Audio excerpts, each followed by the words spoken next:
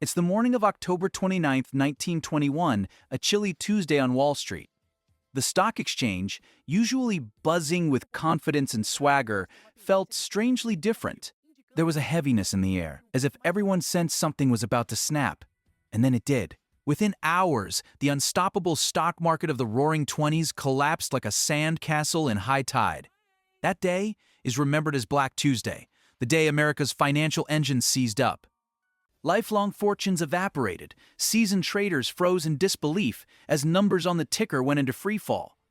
Others frantically shouted orders, desperately trying to sell anything they could before it all hit zero.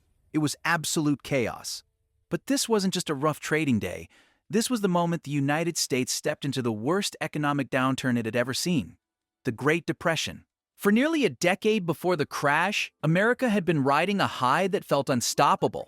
The 1920s were loud, optimistic, and booming. Jazz clubs were packed, factories were buzzing, and everyone seemed convinced that prosperity was permanent. The stock market became the national lottery. People of all backgrounds threw money into shares, believing they could only go up. Easy loans and abundant credit fueled the fire, but that optimism was built on shaky foundations. Banks were giving out loans like free samples at a grocery store, many of them to people who had no realistic ability to pay them back.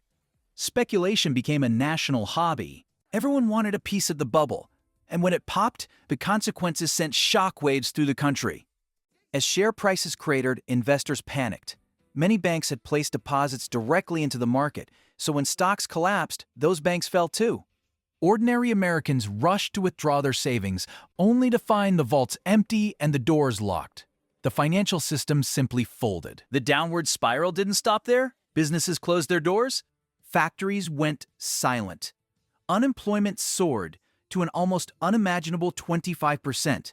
1 in 4 people out of work. Soup kitchens and bread lines stretched for blocks in major cities. In rural America, farmers battled a different demon, the Dust Bowl, where relentless drought and windstorms turned fertile lands into lifeless deserts. Many families lost their farms, their savings, and their futures all at once. The Depression refused to stay contained within U.S. borders. It spread across oceans, rattling Europe, South America, and Asia. International trade froze as countries hiked tariffs, hoping to shield their economies. Instead, they suffocated global commerce, dragging everyone down together.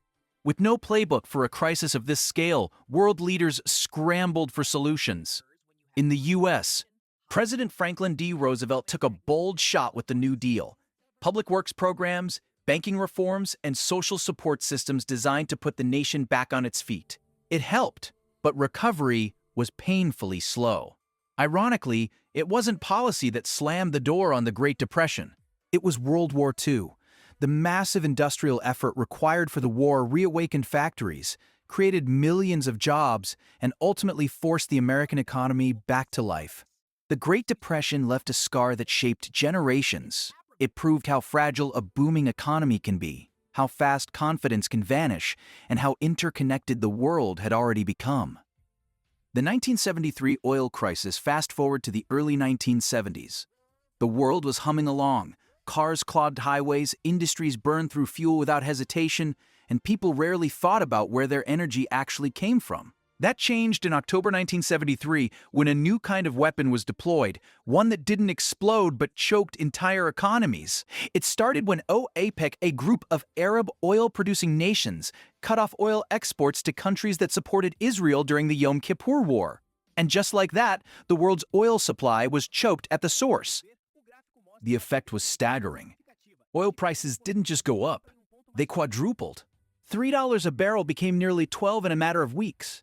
Gas stations in the United States turned into battlegrounds. Drivers waited for hours in lines that wrapped around city blocks. Some stations rationed fuel, others closed altogether when they ran dry.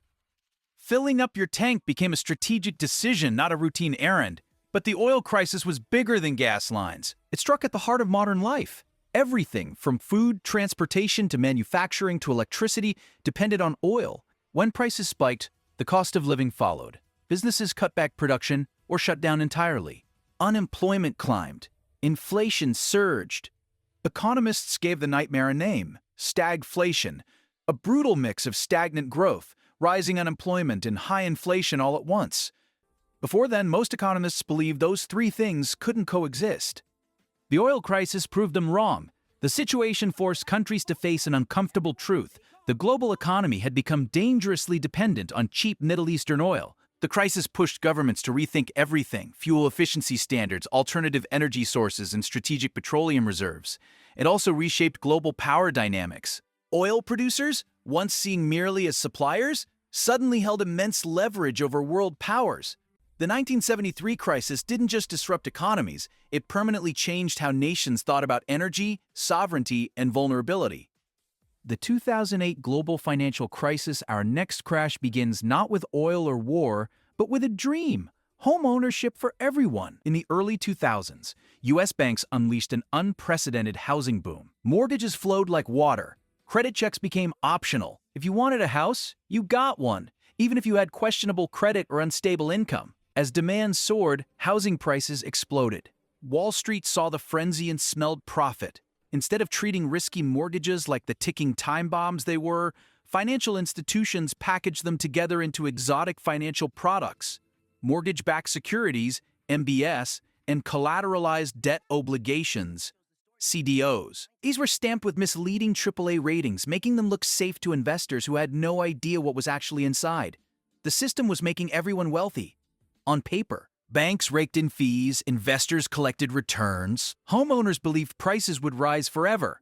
But by 2006, the first cracks appeared. Housing prices peaked, then slid. Suddenly, many homeowners owed more than their houses were worth. Defaults skyrocketed. And then came 2008, the year global finance went off a cliff. When Lehman Brothers, one of the world's largest investment banks, collapsed overnight, the shock was immediate and global. Credit markets froze. Banks stopped lending to each other. Stock markets plunged. Trillions in wealth vanished in weeks. Governments scrambled to prevent total system failure.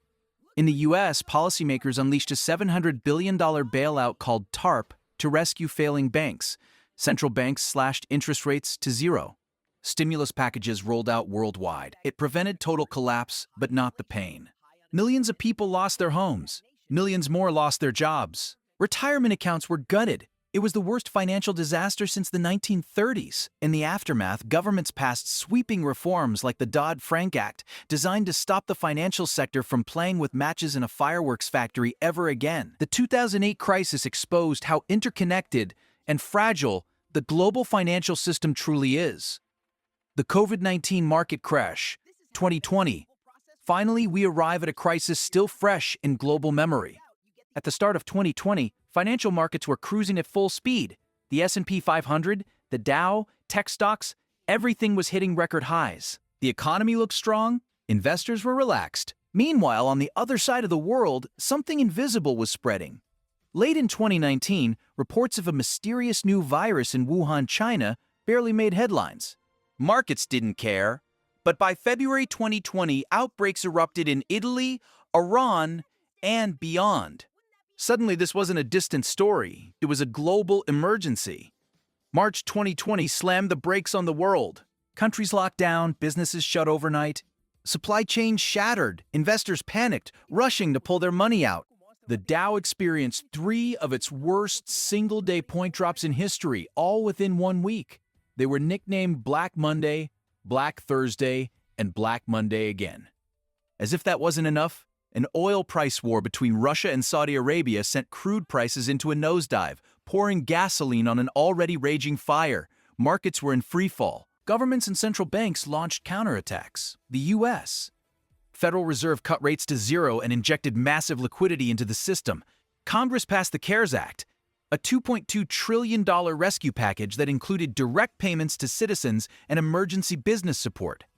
Other countries deployed similar lifelines. Something extraordinary followed. As vaccine research accelerated and the stay-at-home economy surged, with companies like Zoom, Netflix, and Amazon booming, the stock market rebounded at historic speed.